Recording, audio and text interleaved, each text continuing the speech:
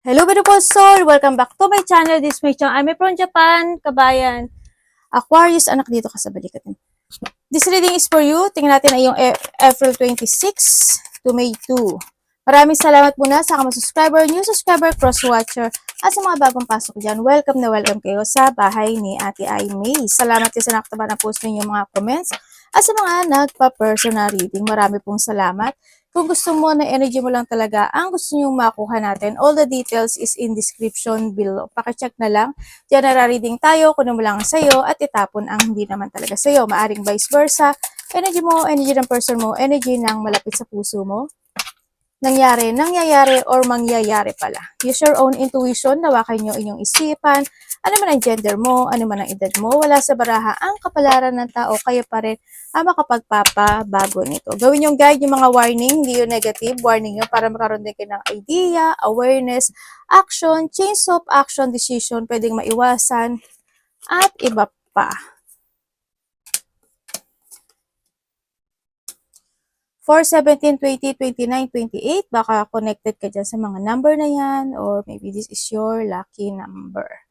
Meron kang Libra, Gemini, Sagittarius, and Cancer. Okay, Aquarius. Magkakaroon ng mga papuri o pasasalamat sa iba sa inyo, no? Pwedeng ikaw ito, or makaka-receive nito, or ikaw sa kanya, kung sino man yan. May mga kasiyahan ako na nakikita sa iyo. And also is, handito rin yung point na pagbabalik ng sigla. Pero hindi siya totally 100%, pero may mga bagay kasi na parang nahahata ka pa rin ng nakaraan, ano? Parang nahando sa point na yon. Magkakaroon ka ng mga questioning, quarrel sa isang lalaki o sa isang babae. Hindi ko alam kung sino yung babae o lalaki sa buhay mo. Pwedeng anak mo, if you have, kapatid, kasama sa trabaho, or ganyan. Or pwedeng kapamilya, no, sa iba sa inyo. Pwede rin na sila yung may mga past issue sa'yo, sa iba sa inyo, no? Pwedeng doon sa point na yun. And also, ang nakikita ko rin sa iyo dito is may mga bagay ka na gusto mong panindigan, may mga dinidesire ka, or may mga gusto ka ng actionan this time. No? May mga nagkakaroon ka siguro ng idea, or may mga bagay ka na naumpisahan this time to achieve. Pwedeng doon sa point na yun. Sa iba naman sa inyo is may mga outdoor situation, pwedeng may mga traveling, malayo o malapit, o paglabas ng sitwasyon, o kaya baka mag-hangout ka lang, together with sa mga kakilala mo, pwedeng doon sa point na yun, ano. And yung iba naman sa inyo is, parang ang nakikita ko kasi ito, may makikilala ka mga bagong tao sa buhay. Or pwede kung nasa social media ka, di ba, ganun. Or as you are na networking. Yan. O may mga makakasalamuha ka na bagong tao sa buhay mo. Kasi may group kasi ako nakikita sa iba, no? Parang may group situation. Hindi ko alam kung doon mo siya makikilala by the group. Pwedeng nandun sa point na yon. Or kung mga nasa networking kayo, TikTok, Reels, Facebook, YouTube, kung ano mga platform na meron kayo, pwedeng nandoon sa point na yun, ano? And then also, yung iba dito is, pwedeng nagtatrabaho kayo in a public. Doctor, nurse, teacher, healer, nagsisilbi sa simbahan, pwedeng nandun sa point na yun. Kaya may mga group person din ako nakikita. Nandito rin yung point na unti-unti namang magkakaroon, or may mga hardship in the past situation na matatapos, no? Kasi handito tayo kay rainbow. Ibig sabihin, there's a rainbow after the rain. Kumbaga, magiging maganda yung flow, but still hindi siya totally pasa ngayon 100% pero may mga luck situation na magaganap sa buhay mo. Pwedeng iba sa inyo, nasa bahay lang kayo, wala kang trabaho, or sa bahay yung trabaho mo, or nahando yung point na mas relax ka talaga pag nasa bahay ka. Tapos bigla kang this time makikipag-cooperate or makikipag-collaborate ka sa ibang tao. This time, pwedeng nahanto sa point na yun, ano, sa iba sa inyo. And also, may mga transition, may mga pagbabago talagang magaganap sa buhay na magkakaroon ng successful kasi maraming flower. And then also, transformation, and may mga new beginning na talaga. At sa iba naman sa inyo is freedom. No? Magkakaroon ng mga freedom situation ako na nakikita sa iyo or may mga maiisip ka na gusto mong gawin this time, pwedeng nandoon sa point na yun. Yun.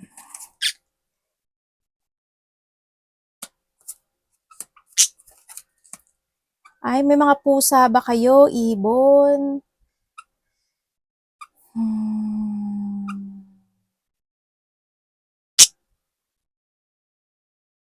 Okay. Aquarius, may broken dreams ka nga, ano?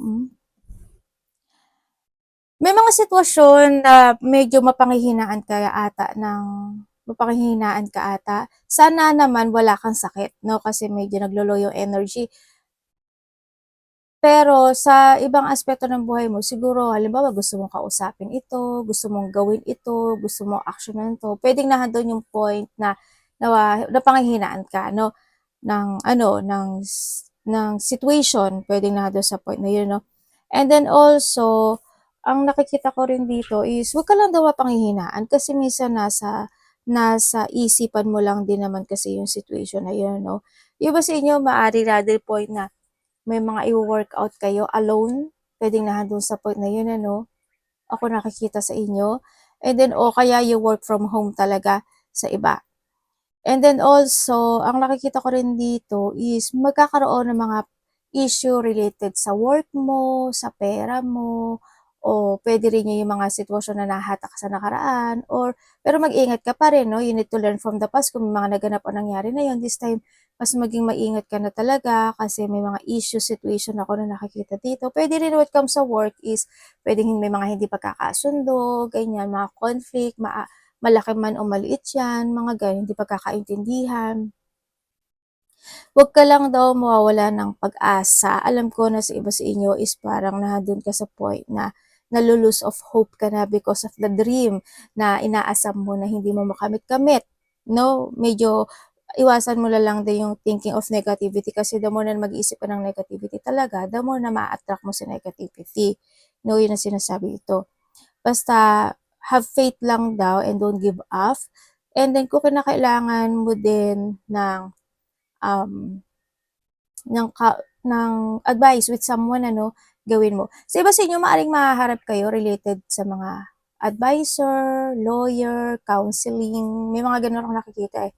Or may mga doctor situation, or may tao na magbibigay sa'yo ng advice or opinion, or may tao, or ikaw ito sa kanya, pwedeng vice versa, yun. Magkakaroon ng mga union or communication sa isang kaibigan. Pwede rin kasi, pwedeng sa babae o lalaki, di ba? O kaya a family member sa iba sa inyo, magkakaroon para mag-union kayo or may tatawag sa'yo or kakausapin mo or siya ang kakausap sa'yo, pwedeng nga to sa point na yun, no? And then also is, may mga bagay ka daw na gusto mo na ng clarity, parang naghahanap ka ng clarity in some aspect of your life, parang nandun ka sa point na yun, parang may mga bagay ka na gusto mo itama, gusto mo na aksyonan, gusto mo na desisyonan, parang nandun ka sa point na yun, no? And then also is, merong ka sitwasyon siguro na paulit-ulit o ilang beses mo nang try pero hindi ka mag-success or hindi mo siya makamit-kamit. Pero don't give up ang sinasabi dito, no? Siguro ang pinaka-the best lang siguro dito is strategy kung paano mo siya i-handle or paano ka magkakaroon ng mga strategy situation. Pwedeng baguhin mo yung strategy mo kung kinakailangan ang sinasabi dito para baka sakaling makatulong din, 'di ba? Ang nakikita ko rin dito is hindi lang siya isa, hindi lang siya isa talaga, eh, 'no? Hindi lang siya isa, maybe this a group or kung ilan man sila na hindi ka talaga nila gusto, 'no? Yoon, ako nakikita. Meron din ako nakikita medyo hindi ata siya naniniwala when it comes to a God, universe, or hindi ko alam kung kakilala mo siya or wala lang talaga siyang faith or pwedeng nandun point na siya yung nag-evil eye sa'yo or siya yung nag-iisip ng dark thoughts sa'yo. Sana hindi ikaw ito kasi karma is real, 'di ba? 'Yun ang nakikita ko sa'yo dito, no? Kaya yung palagi ko naman sinasabi sa inyo na mag-asin-asin kayo hangga't maaari, ano? Yan. And then also, basta wag ka daw mawalan ng pag-asa, eh. May mga anger issue talaga 'no, 'yan. May mga magagalit, hindi basta may mga galit ako nakikita sa iba sa inyo. Yun, tingnan nga natin. Habaan mo pa yung pasensya mo dito, ha? Well, mahaba naman talaga pasensya din kasi ng Aquarius, ano? Basta wag ka lang mag-iisip ng masama sa kapwa. Aquarius.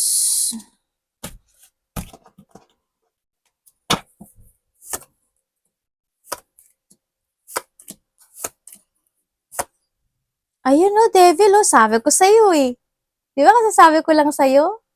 Yan, Devil. OMG, Galileo.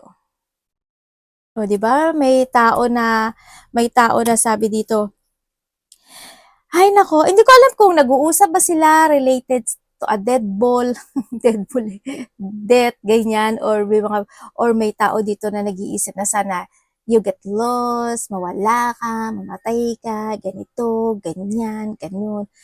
Yan, maghirap ka. Um, may mga ganong sitwasyon, may mga pinag-uusapan din ako nakikita na parang nag-uusap sila related.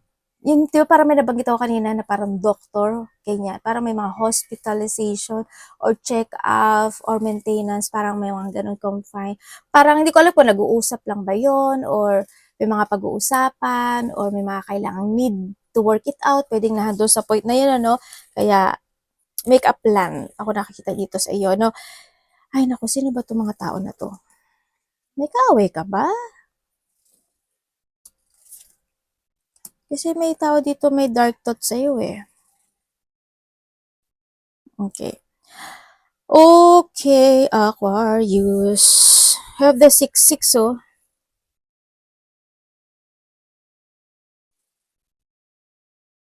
May mga papers and documents ako na nakikita sa'yo, Aquarius. Hindi ko alam in what way. Pwede may mga papers and documents na pwedeng hindi masolusyonan o hindi maisaayos. Yun ang nakikita ko sa iba sa inyo. No? Ako nakikita dito. Handito rin, ang sinasabi kasi dito, kailangan mo daw parang planuhin or mag-take advantage ka or maybe mag-take advantage ka or you need to mag-take advantage para daw masaayos muli yung sitwasyon na yun. Ay, nahulog.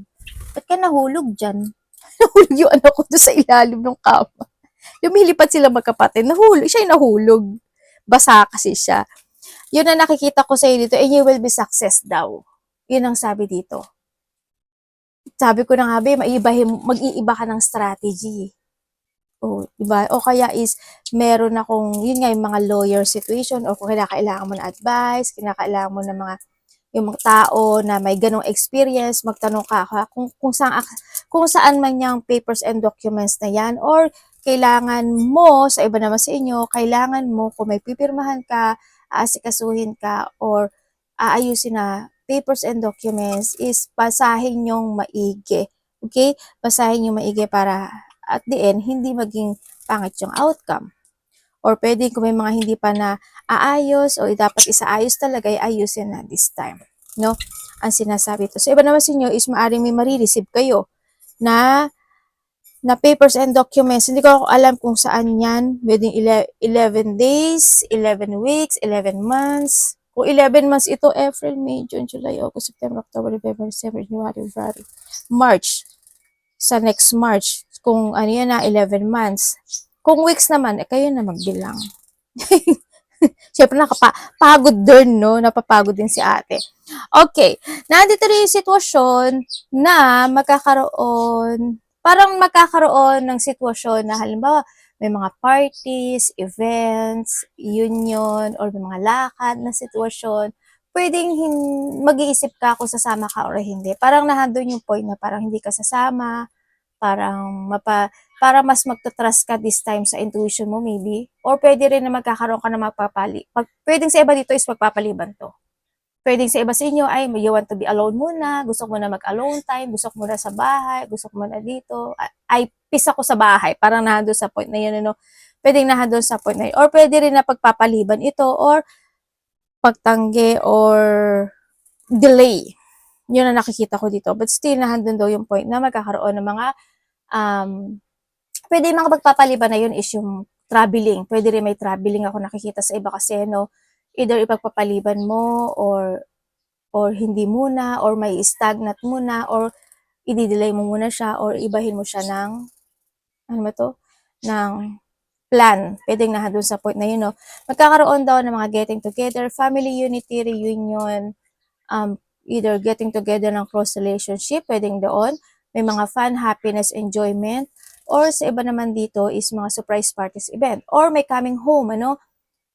Pwedeng kung coming home, baka isa yon sa delay or change of decision, pwedeng nahalo sa point o magpapaliban. Bulol si ate. Yun, uwi ka ng Pilipinas, probinsya, kalapit baryo, or someone is patungo sa'yo, pwedeng nahandoon sa point na yon. And then also, ang nakikita ko rin sa iyo is merong sitwasyon na malilito ka raw. Magkakaroon ng mga pagkalito na sitwasyon. May mga sitwasyon daw na mafe-feeling stuck ka, or mafe-feeling bored ka, or sa iba naman sa inyo, may mga on and off action ka na gagawin. Hindi ko alam in what way at ano yun. Pwedeng halimbawa, nag-exercise ka, hindi, exercise, hindi, gagawin, hindi, gagawin, hindi. Pwedeng nahado sa paudlot-udlot, pwedeng ganun, ano. Ay, iba sa inyo, may hinihintay daw kayong sign.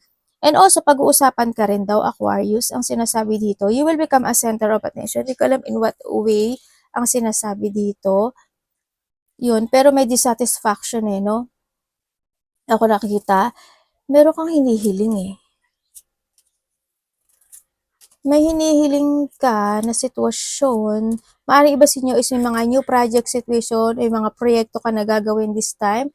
Na dito rin yung point na pero may mangyayari sa iyo May blessing na darating sa iyo.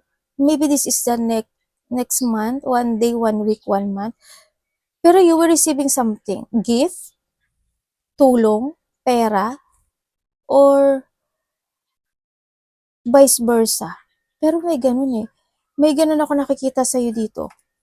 As in, meron ka daw ikakagulat, ikakashock, o ikabibigla na isang sitwasyon sa buhay mo na manggagaling ito sa tao na mas bata sa iyo.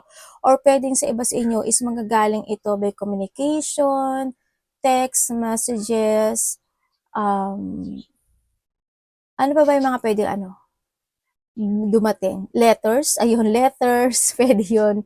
Basta meron daw ganun. Ako nakikita sa iyo.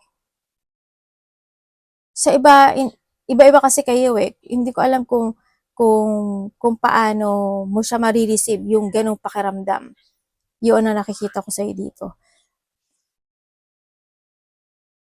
Mag-ingat ka na lang kasi may mga tao or may pag-iwas.